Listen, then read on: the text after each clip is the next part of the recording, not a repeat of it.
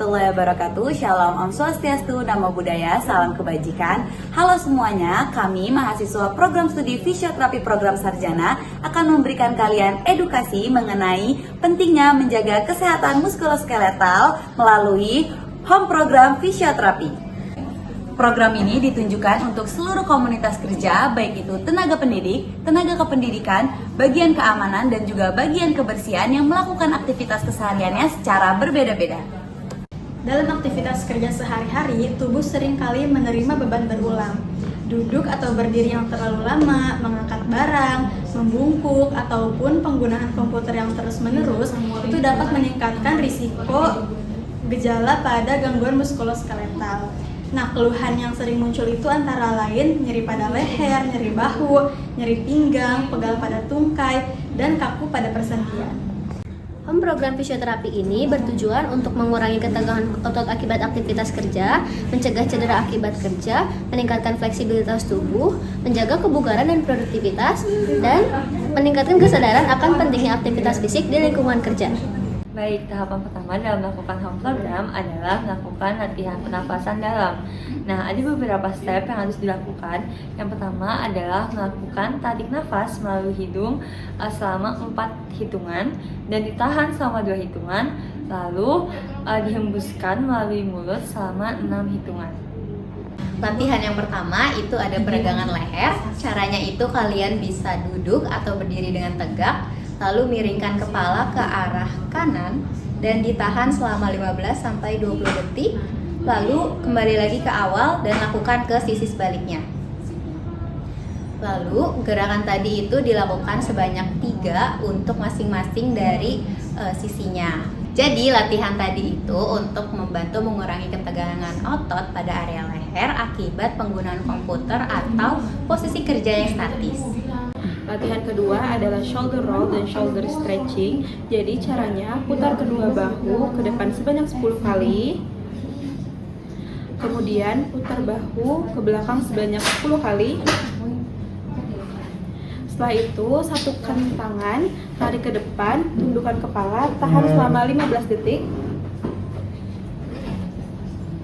Nah, gerakan ini membantu untuk menjaga mobilisasi dari bahu dan kekuatan otot. Selanjutnya itu adalah gerak, biasanya orang itu yang dialami tenaga pendidik yaitu merasa pegal-pegal di bagian bahunya dia. Itu dikatakan postur dalam memegang komputer itu menurut Irfan. Jadi mungkin itu disebabkan oleh karena rasa kelemahan di bagian punggung belakang dan juga bagian bahunya. Latihan untuk latihannya kita bisa lakukan dengan cara tangan kita memegang satunya seperti ini, lalu bahu kita yang tadinya ke depan kita bisa dorong ke belakang seperti ini, kita tahan selama 10 detik boleh. 1, 2, 3, 4, 5, 6, 7, 8, 9, 10. Kita bisa lakukan dengan 3 set, yaitu kita untuk program latihannya seperti misalkan 10 detik, kita istirahat, lanjut lakukan lagi 10 detik, istirahat, lakukan lagi 10 detik. Nah, gunanya itu apa? Kita bisa untuk memperkuat otot di bagian belakang seperti ini, lalu kita bisa memperbaiki posturnya. Kira-kira seperti itu. Jadi nyeri pinggang itu merupakan salah satu yang banyak banget nih dikeluhin sama para pekerja, terutama maupun pekerja di dalam kantor maupun pekerja sebagai di lapangan. Itu merupakan salah satu keluhan yang paling sering ditemukan. Karena ya rata-rata yang mengeluhkan ini adalah orang yang bekerja berdiri terlalu lama, duduk terlalu lama, dan juga sering melakukan aktivitas membungkuk yang bisa dibilang cukup berulang kali. Nah, karena itu bisa menyebabkan yang namanya tuh perubahan struktur pada tulang belakang maupun otot itu menjadi sedikit terganggu.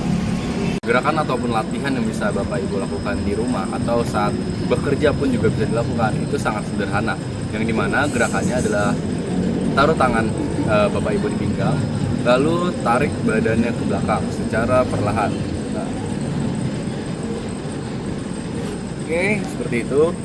Nah, saat penarikan tulang belakang atau badan ke belakang itu bisa ditahan selama 15 sampai 20 detik. Atau jika memang muncul rasa nyeri atau pegal, itu bisa dilakukan sebanyak 6 detik saja, karena setiap toleransi tubuh orang-orang itu juga berbeda. Jadi lakukan sesuai dengan intensitas dan kemampuan yang bisa dilakukan oleh Bapak Ibu. Salah satu latihan yang dapat digunakan secara mudah yaitu mini squat. Jadi caranya pertama buka kaki selebar bahu, lalu tekuk perlahan sebisa mungkin, lalu agar seimbang tangan bisa dikedepankan seperti ini. Kalian pertahankan agar tubuh tetap tegak. Jika kalian kehilangan keseimbangan, kalian boleh pegangan seperti ini.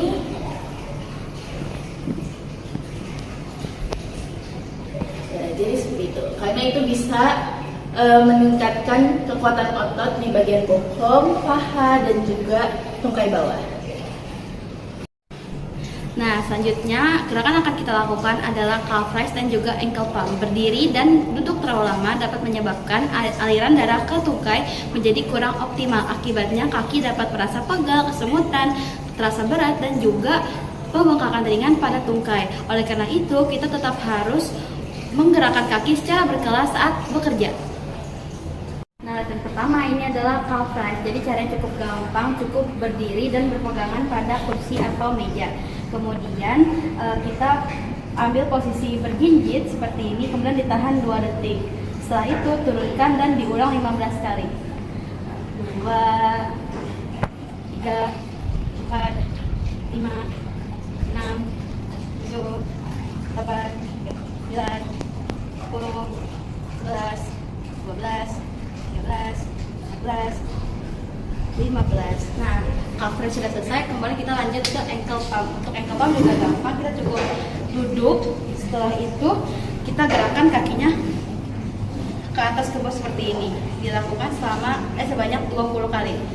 1, 2, 3, 4, 5, 6, 7, 8, 9, 10, 11, 12, 13, 14, 15, 16, 17, 18, 19, 20.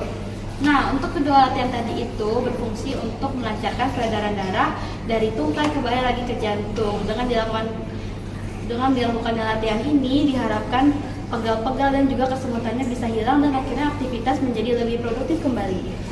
Oke, baik, jadi Bapak dan Ibu sekalian, Sivitas Akademi Kabupaten Veteran Jakarta, gangguan muskuloskeletal itu bisa saja terjadi akibat kebiasaan kita yang buruk dan juga postur yang kurang baik, serta aktivitas kita yang sangat kurang. Maka dari itu, kita bisa mencegahnya dengan melakukan latihan peregangan tadi, lalu latihan penguatan otot, serta menjaga postur tubuh kita yang baik. Nah, latihan itu bisa dilakukan selama 5-10 menit, bisa dilakukan di rumah, bisa juga di sela-sela waktu luang untuk bekerja. Jadi perlu diingat bahwa pencegahan itu lebih baik daripada pengobatan. Nah, maka dengan tubuh kita yang sehat, kita bisa bekerja dengan nyaman, lalu bisa bekerja dengan berkualitas, dengan produktif. Sekian dari kami, terima kasih. Wassalamualaikum warahmatullahi wabarakatuh.